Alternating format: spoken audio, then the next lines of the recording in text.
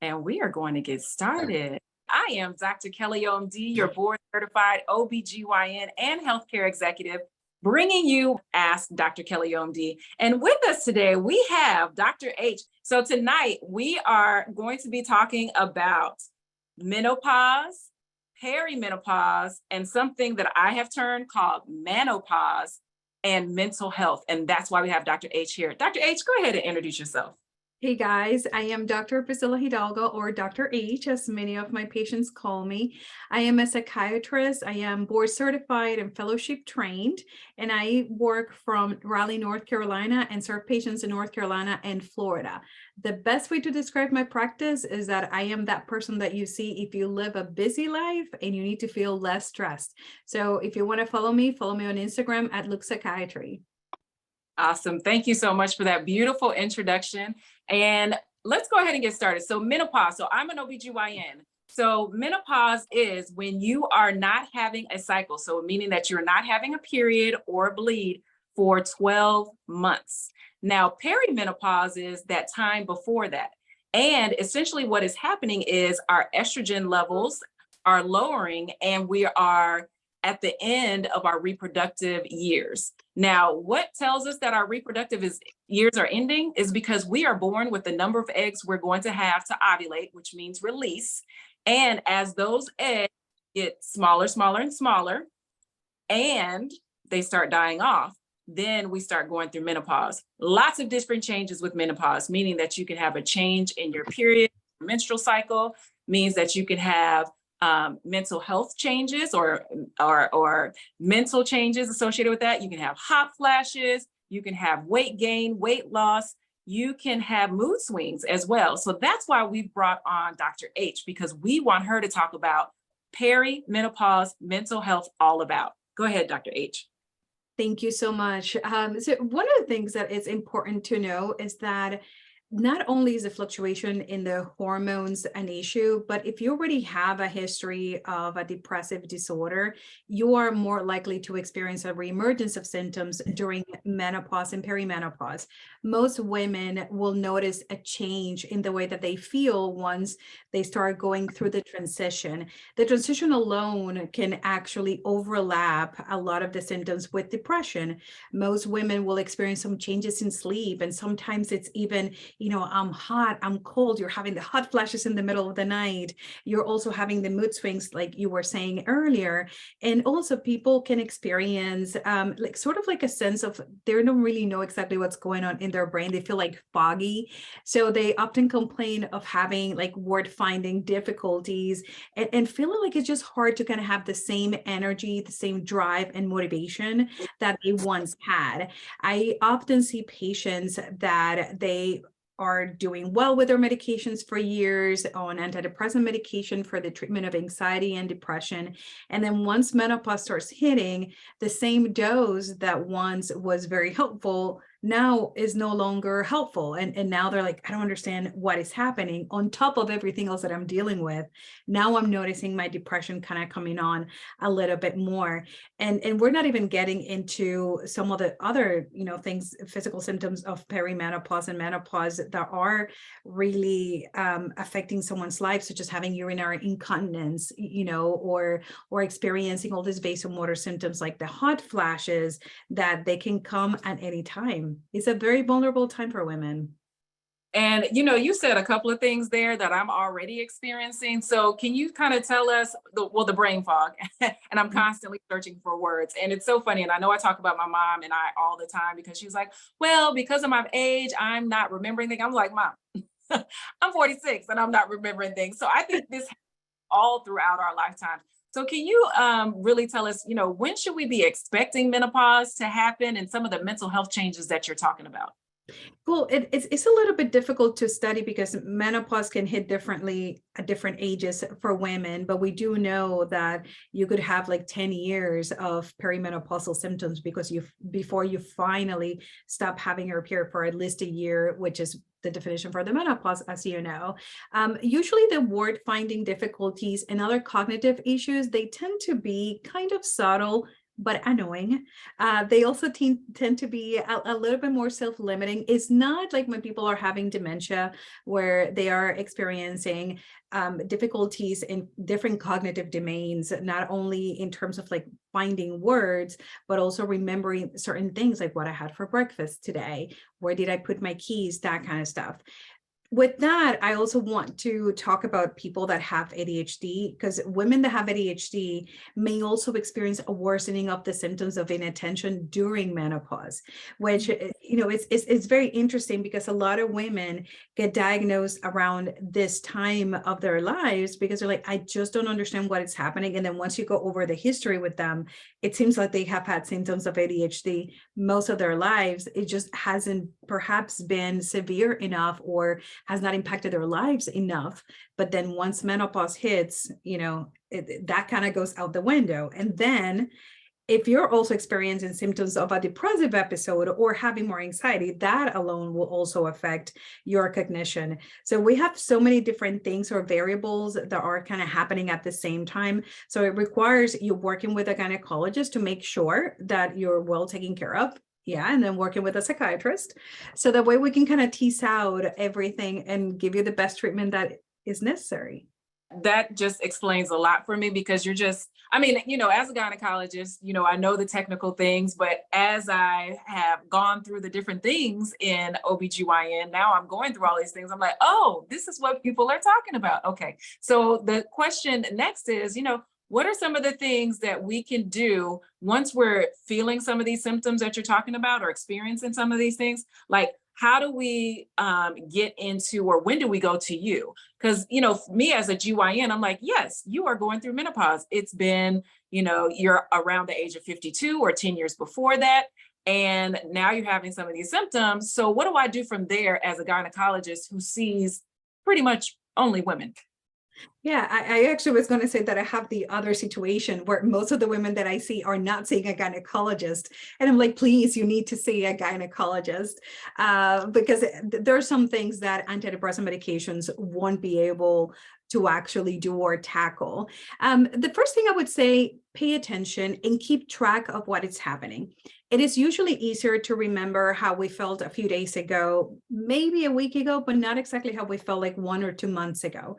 So keeping track of things when you're noticing, you know what, I'm actually not sleeping as well. I'm actually feeling that my mood is not as good. Not only, mood swings, but let's say you're not experiencing joy. Maybe you're not sad and experiencing a lot of crying spells, but it could be like it feels like you're just kind of going through the motions of the day, kind of rinse and repeat. And then the next day you do it all over again. So the kind of lack of interest in doing things, the lack of motivation, sometimes changes in appetite, which again can overlap with perimenopause and menopause, the sleep, as I was mentioning earlier.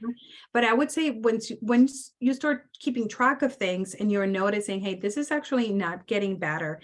If you're already taking hormone replacement therapy, and let's say that is under fairly good control, most women will notice that some things will get better. They will notice that perhaps the memory gets a little bit better, the mood improves a little bit, but the estrogen alone, or the hormone replacement therapy rather, alone is not going to take care of everything. So if you are already taking hormone replacement therapy and you're finding yourself still experiencing these symptoms of depression, definitely time to talk to someone and see if it is something that is actually a depressive episode that needs attention with a medication, or if it is something that requires psychotherapy or other forms of treatment.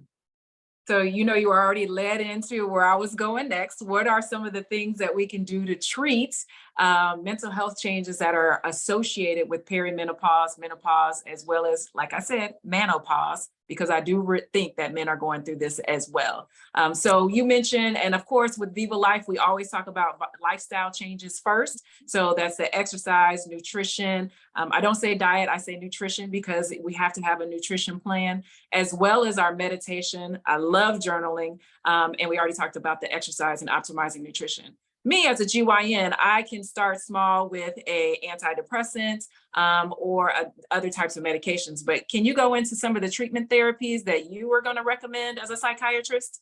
Yes, I will piggyback on what you were saying in terms of lifestyle, because I think that health is not only, what you eat and what you put inside of your body, but it's also what you think and what you're feeding your brain.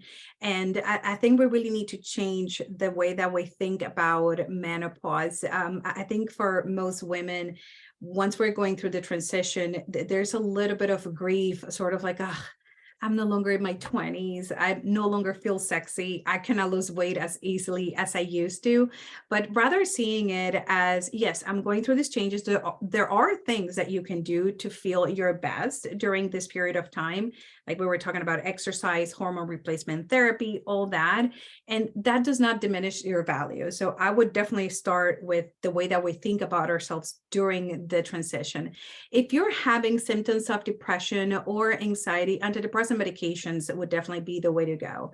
The reason why it's important to see a psychiatrist also is because if you do have bipolar disorder or other types of disorder like schizophrenia or eating disorders, perimenopause and menopause are also prime time for increased risk of having a relapse. And you definitely need someone that can figure out what's the appropriate treatment for you, because an antidepressant may not be the right treatment for you. If you're just having, your regular bread and butter depression, as we call it, usually antidepressants tend to work fairly well. It's highly treatable. We tend to usually use medications in the SNRI family, which like venlafaxine, duloxetine. And the reason for that is because they can also help with the vasomotor symptoms or like the hot flashes from menopause.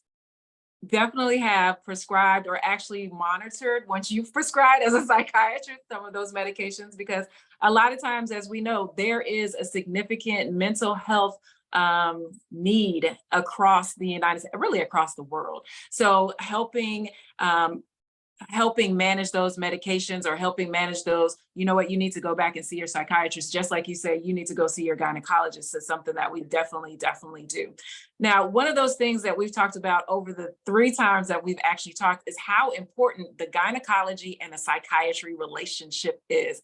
Can you just go into that a little bit? I have as many patients that I'm treating, as I was telling you earlier, for depression or anxiety. And there are certain things that antidepressant medications won't be able to do. For instance, like hormone replacement therapy can help a woman feel so much more comfortable. And I'm not able to prescribe hormones because it's not my area of expertise. I leave that to you guys. And I work very closely with the gynecologist, because as the gynecologist is adjusting hormones, they usually tell me, hey, I'm doing this on my end. Let me know if you notice anything. Like I said, we look for changes in terms of their cognition, memory, mood, sleep, appetite, changes like that. And I do the same thing, because some of the medications that I prescribe, like I said, can help with some of the symptoms of menopause, but neither specialty can do it on its own, essentially. Absolutely. It is a multidisciplinary approach, right? Yes. Some of the things you talked about is urinary loss and urinary changes that are associated with that. So that's some of the things that the gynecologist will address for people. We talk about sleep changes that can go on as well. So, helping with sleep changes before we have to get to medication. So things that we can do to offer to help with improved sleep before we have to get to medication. And speaking of medication, actually going through the medication list. That's why I, as Dr. Kelly, OMD, and I'm sure Dr. H is trying to do everything possible so we can minimize the amounts of different types of medications that you're on, because all of those things can have interactions and they can have side effects that are associated with it. So really, really important. Dr. H, go ahead and tell us how to get in touch with her so that you can figure out more information. And let me tell you, she's been on Webinar Central. I've been watching her. So she's always dropping jewels and has the major drip on psychiatry and mental health. Go ahead, Dr. H. Thank you so much. The best way to reach me is to actually go to my website, www.lookpsychiatry.com. And you just click on your patient, and then the system walk you right through it. And that way you can just get access to my calendar and then schedule an appointment when it's most convenient for you. My appointments are usually in the evenings because I help busy people, and busy people usually don't have time to take time off from work to see me. And like I was saying earlier, Instagram @lookpsychiatry. Yes, so Instagram, go to her website. She's amazing. We met because we're both trying to improve the healthcare of her, not just women, but me, definitely women and their families. So both of us are trying to improve the healthcare of women and their families. My goal is 1 million women and their families. And I know Dr. H is right on there with me because we have been rocking and rolling. If you want to find out more about me, you can reach me at drkellyomd.com. On the Instagram, DRKELLYOMD. So Instagram, and then as well as Facebook, Vivalife Health Hub, VIVALIFE Health Hub. So grateful to have you here. And thank you so much. All right, everybody. Thank you for joining us every Monday night, 7:30 p.m. Eastern Time. I will go ahead and continue to post. Go to my link tree and you will find that new and updated information. Dr. H and I, I'm sure, are going to be back with a new topic. We're going to continue pause discussion because there's so much. Have a wonderful day. And don't forget to do what? Viva Life. All right. Thank you for being a part of the Viva Life experience. I'm Dr. Kelly OMD, board certified OBGYN and healthcare executive. If you like what you heard, then please go ahead and like, share, and subscribe. The reason why is because we are trying to educate, encourage, and inspire 1 million people to live their healthiest and wealthiest life. And this is what we're bringing you. We're bringing you educational videos. We're bringing you podcasts. We are bringing you webinars with subject matter experts, including myself, about the topics that affect you the most. So go ahead, like, subscribe, and share. We are everywhere. Have a wonderful day. Viva Life.